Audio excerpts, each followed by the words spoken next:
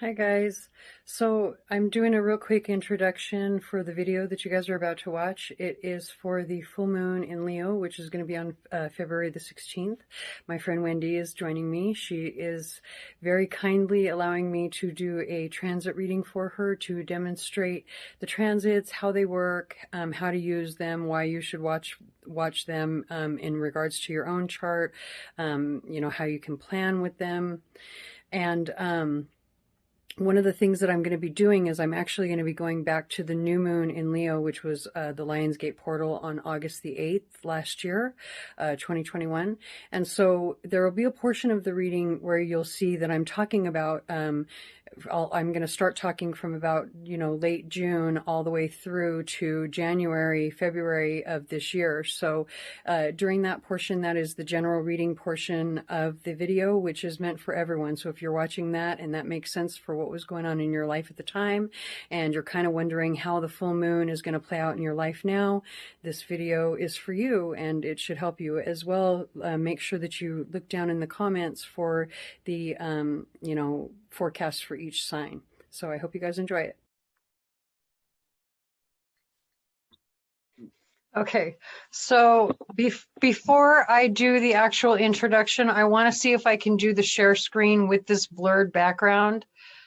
Oh, I don't know if I'm going to be able to, because look at how it's doing that. Let me take that off. I don't think that's going to work. I was thinking that I would do it because of like privacy or whatever, but really who gives a shit? Like just fucking do the video, right? All right, so let's try this again. All right, so now I forgot what the fuck I was supposed to say. How are you feeling today, by the way? Are you nervous about this? No, not at all. Excited. You're excited? I'm a little bit nervous, and part of the reason that I wanted to do this is because I have such a hard time making these videos, and it's so much easier if I have somebody to talk to when I'm making these videos instead of just the video itself. And so, yeah, I really, really appreciate you doing this. I just wanted to say that. So all good, all good. And you've got another volunteer. Les has put his hand up for any you need doing as well. Okay, good. Tell him I said thank you. All right, so let me start this introduction again. All right, so everyone, I would like to introduce you to Wendy. Wendy, say hello. Hello. Wendy is one of my astrology students. She's also a client. And so she has come today to help me make this video as a companion to my February 16th, the full moon in Leo forecast, the what should I create 6 months later forecast that I'm going to post on my page, Kiss My Astrology. And so the reason that I wanted to do this video is for those people who are just learning about astrology. They know what the transits are, but they don't really know like why it's important to follow them and how to like look at and find the transits in their chart. And so I'm hoping by having Wendy here, she's going to let me do a transit reading for her. I'm hoping that that will help some people maybe understand, how to do it for themselves in their chart a little bit easier.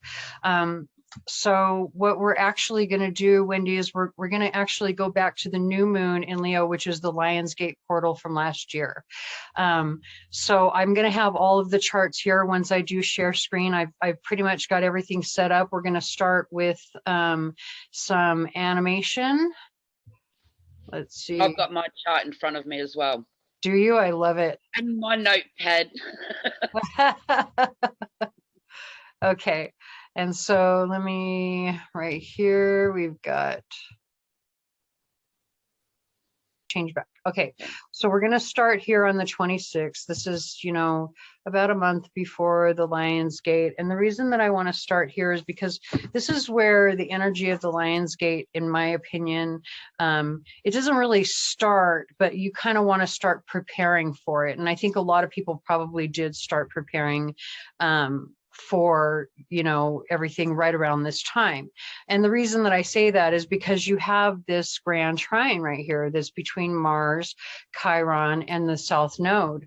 And as you can see, it's with the Immium Coeli like directly right here. Actually, it's Juno and the South Node, but the Immium Coeli is directly related there. So this is an important grand trine, because this particular aspect right here is asking the question, you know, what is it that you need to heal? You know, start thinking about those things, because, you know, the reason that the Lion's Gate portal is important is because a lot of people see it as an opportunity to manifest your dreams. This is in the middle of August, the number of 8. It's the 8-8 portal. 8 is the number of abundance. It's also about alignment, right? So the Lion's Gate portal can be a big deal for people who are in our circle. So a lot of people would have been preparing for that right about this time. So here it's asking the question, what is it that you need to heal? So we're actually going to animate this, and we're going to skip forward a few days.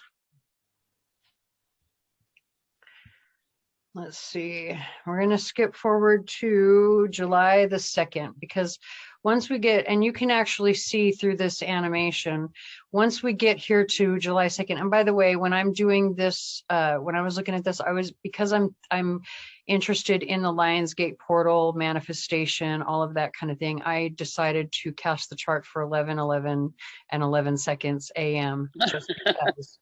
You know, that's who I am. So anyway, so it's here July 2nd. You can see now we've gone from 1 grand trine to 3 grand trines. So what are the elements, right? We have earth trine right here, and we've got 2 fire trines, but they're in different houses. And so I have some notes here on that.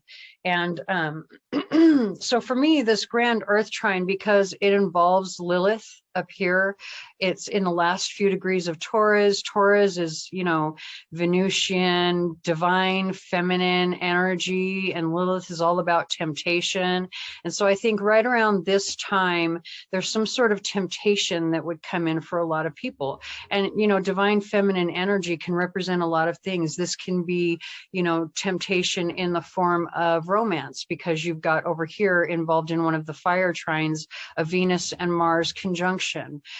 This can be temptation around health issues, because over here you've got Hygeia in the 12th house. It can also be temptations around family issues, integrity over here with the 1st house, your own personal integrity, right? So with this Lilith energy coming in, it's saying, you know, there's this temptation of the divine feminine. She comes in and, you know, what areas are those? The 5th house can be areas with children, right?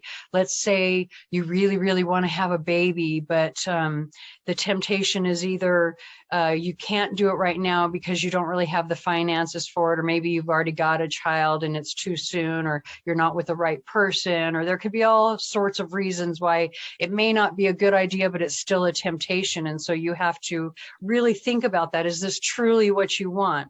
In terms of like the 4th house, this would be issues around homes. Do you want to buy a house, whatever the case may be, or this could be family issues. So many things could be related to that.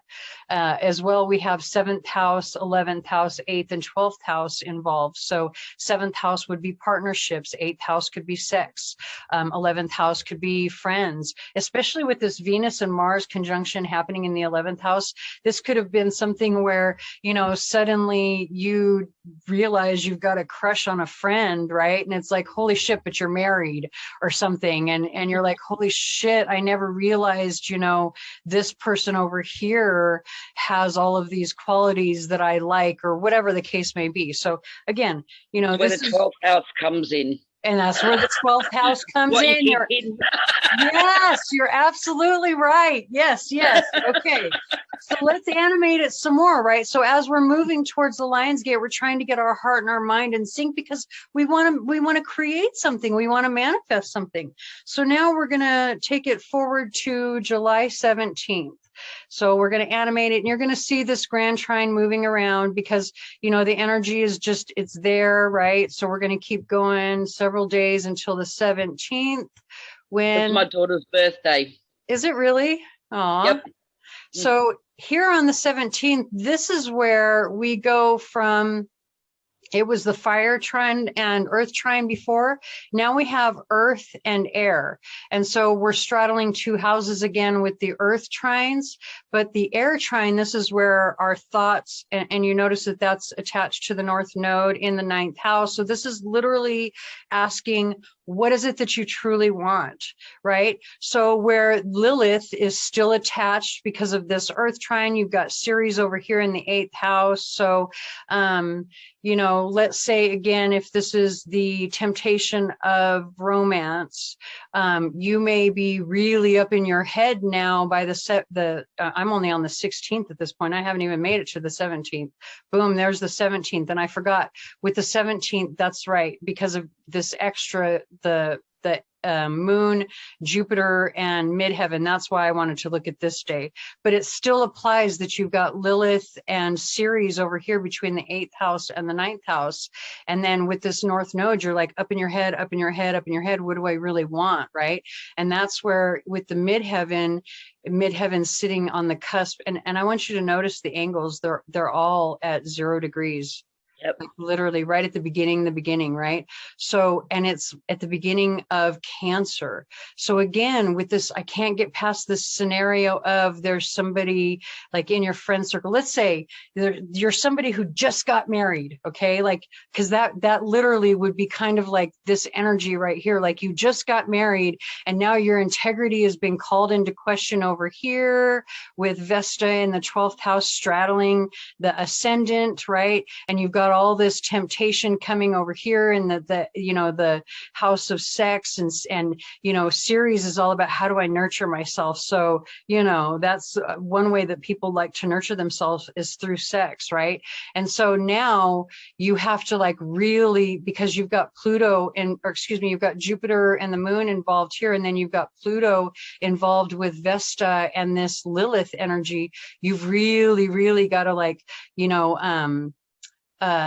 if Not you screw the best man at the wedding. Yeah, well, you know, you have to like really keep yourself in check, right? Because your integrity is being called into question, especially if this is the beginning, like, or if let's say you're in a marriage and your wife is pregnant and, you know, suddenly you're attracted to somebody else. You really got to stay on the straight and narrow, or that was the energy then, right? So that's the 17th.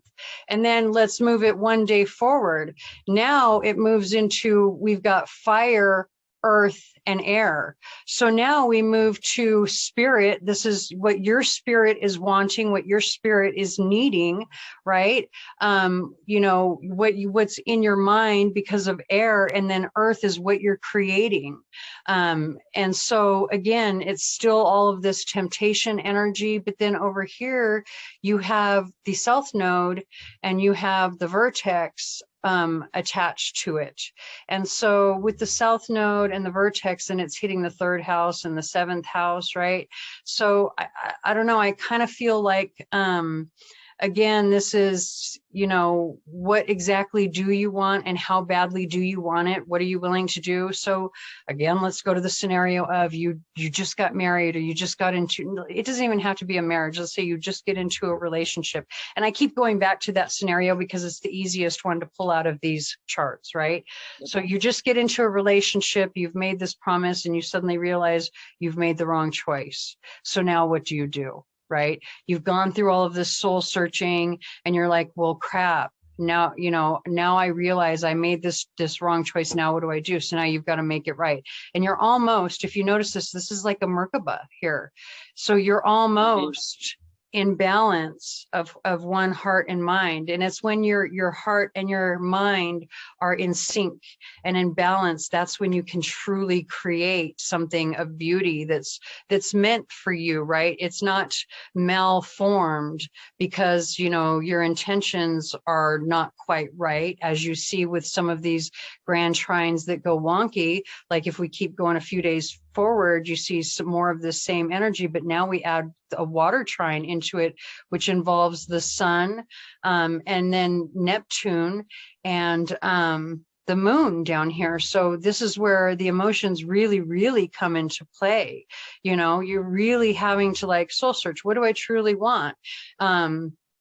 So again, and also don't discount the whole aspect of health issues, because, you know, with Neptune and Pallas Athena here in the 6th house, this could be where you really had to advocate for yourself or someone else. I know for me personally, at this time in my life, this is when my mother was in hospice and she was dying. And so I really had to advocate for her to make sure she had the best care possible, which meant, you know, me, my father, and hospice coming in to take care of her, to make sure that she had absolutely, you know, the best of what she needed and could ever, you know, want in her last days.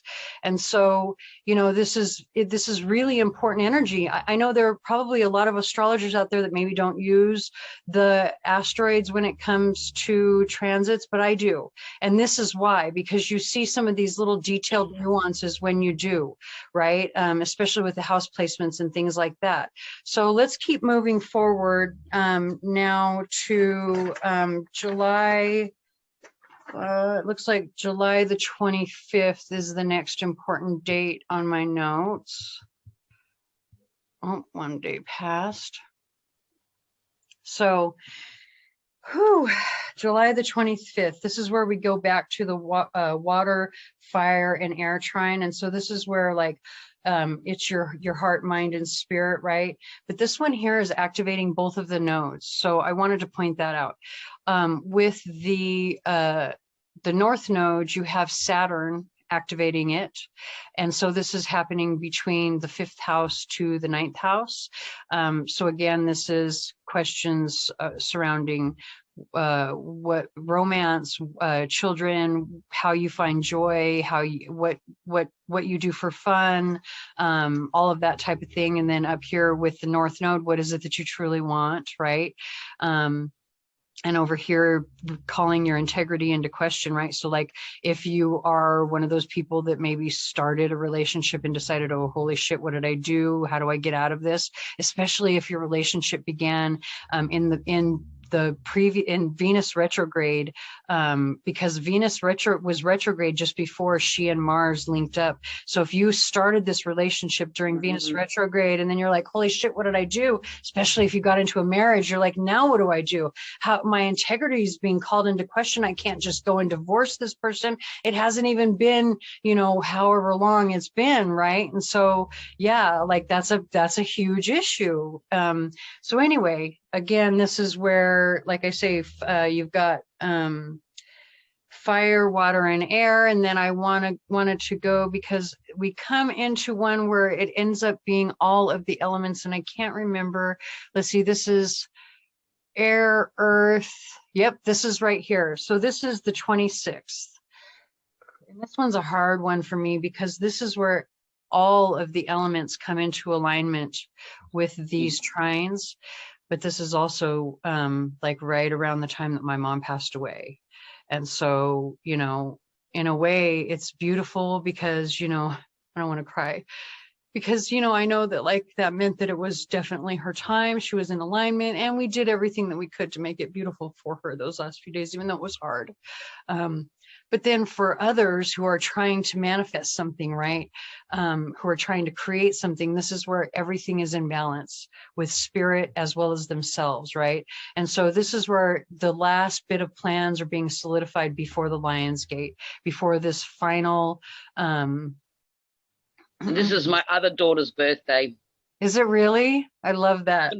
26th of July. Oh, I love that. Yeah. Okay, and so you see the grand trines moving. We start coming into, boom, we get August 1st, you see, look at another Merkaba. It's starting to line up for Lionsgate right there. And then once we get to, and then boom, you've got a pure Merkaba. You see that? And that's fire and air. Remember, when your mind and your heart are both in alignment, right? Like when you are in sync, that's when you can manifest. That's when your oomph behind it is the strongest. And so let's go straight to the Lion's Gate, because on this particular day, I want you to notice there's one particular, because this aspect, the trines are all throughout. Oh wait, I'm going back days. I forgot to change it to hours. Sorry. I'm not paying attention to what I'm doing. I'm talking too much. Let me go to hours, because I want to show you the hours on the day where you can see there's this one grand trine that is the most prevalent, and it's the one where Saturn is activating the North Node. So it's all throughout the day, and it goes through all the different houses. And, you know, in my mind, that's simply for the purpose of, you know, all the different types of manifestations that people have, because you think about it, each house is a different area of life, right? And Saturn brings your karma. So, you know, really, if you're trying to create something, you're trying to create karma on that particular day. So, you know, that's only my personal opinion. So now I want to move through 6 months later to the full moon that's happening on the 16th of February. And we're actually going to start with January the 25th, and we're going to look at a diamond pattern that I happened to notice when Mars entered Capricorn. So why is this important?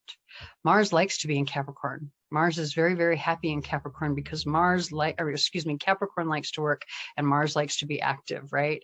So Capricorn is like the CEO of the zodiac, right? Capricorn is the one who gets stuff done. So when you put Mars in Capricorn, and then you've got this diamond pattern here, like a diamond pattern like this in astrology, this is literally where you have taken all of these difficult, you know, aspects, and you've used them to create something beautiful. You've had to cut away some things, which means you've taken some losses, right? There are some difficulties around it, but in the end, ultimately something beautiful is created.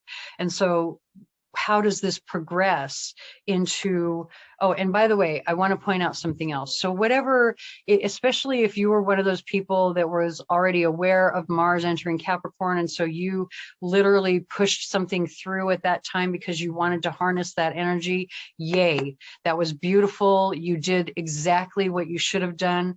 One thing that you should be aware of, though, is this energy coming from Lilith in Gemini down here in the second house. There are going to be people that will be opposed to what it is that you're trying to do. That either it's through because of jealousy. You have to look at what is second house Venusian energy, right? You've got greed, you've got jealousy, you've got all kinds of they just don't like the way you look. It could be any number of reasons, you know, that somebody could come in. But when you've got Lilith in Gemini, this is people speaking against you. Okay. Yep.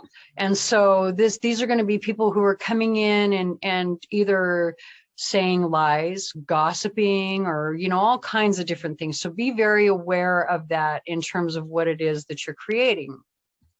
Now, let's move to the full moon, because the full moon is where this diamond has now progressed. And so it's moved through the houses. It's still a diamond, but there's actually a little bit extra added to it, right? But now we've got the ascendant in Aries. Okay. And so this is where you've got a manifestation coming in with the full moon. And so what I actually said about the full moon is that the person who was the gossip, right, in the second house because they were jealous, well, now this has progressed into the third house. And this is where, guess what? They get exposed.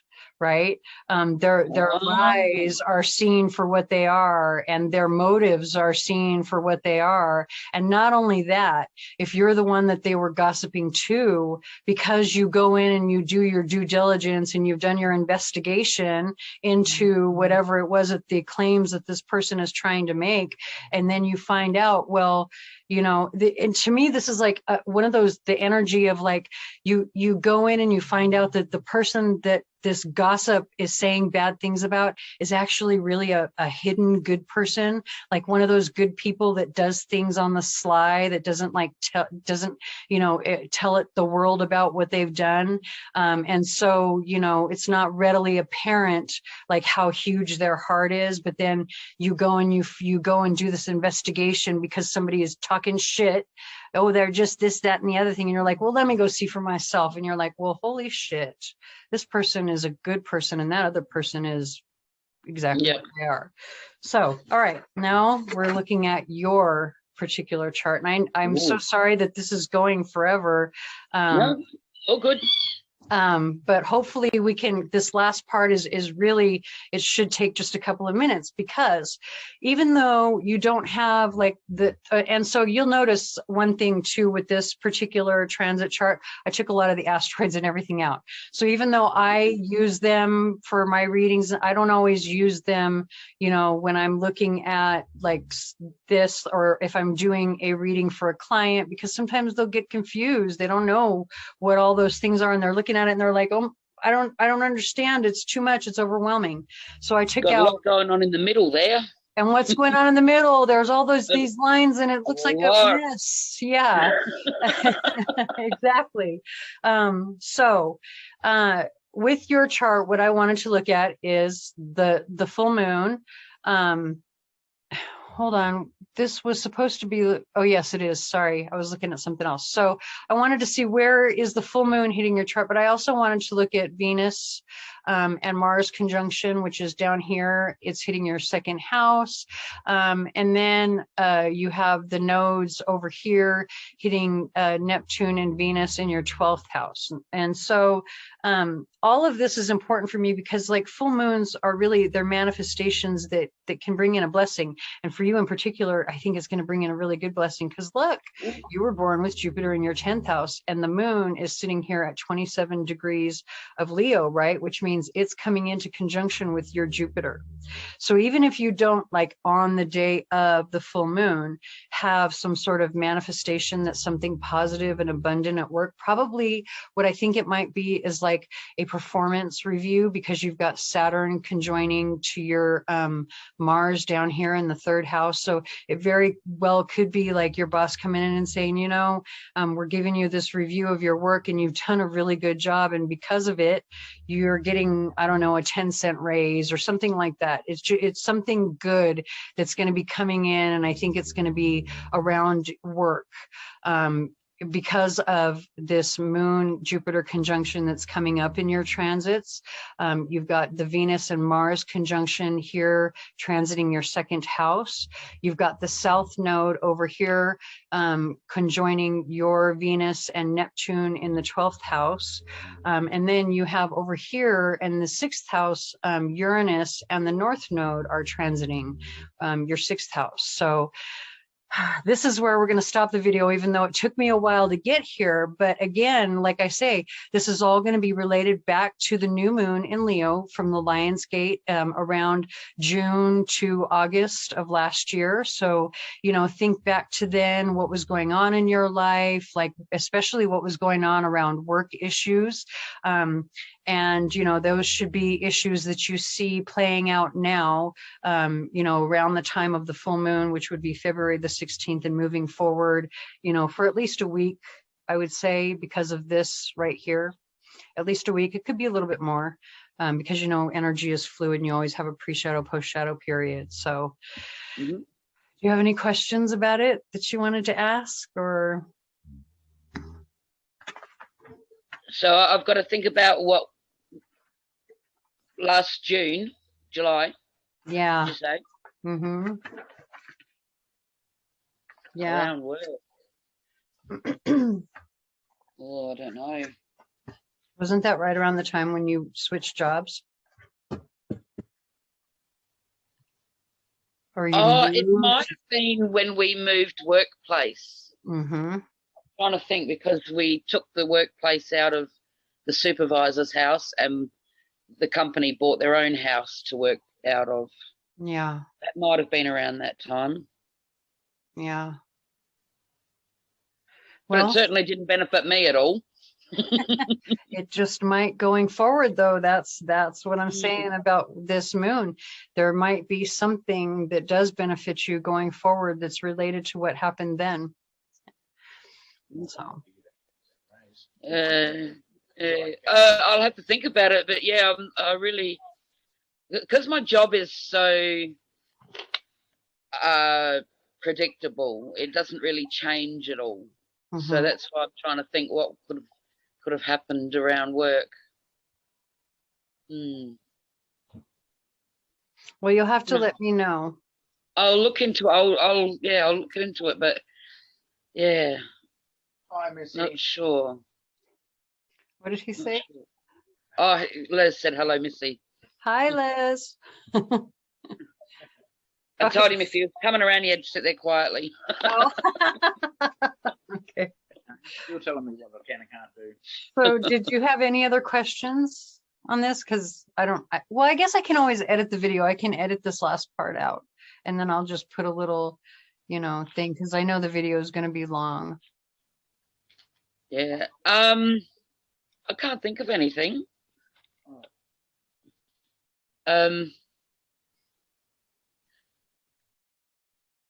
So whatever this something good that's going to come around work, that's going to come around the 16th of February.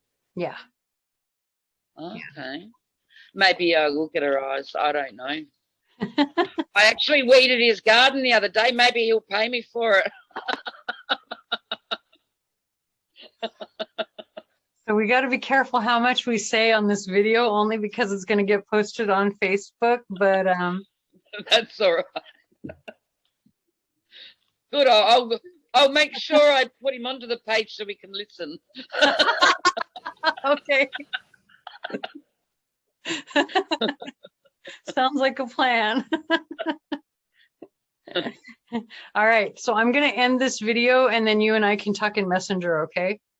Okay. Yep. All right. All right. Thank you. Not a problem.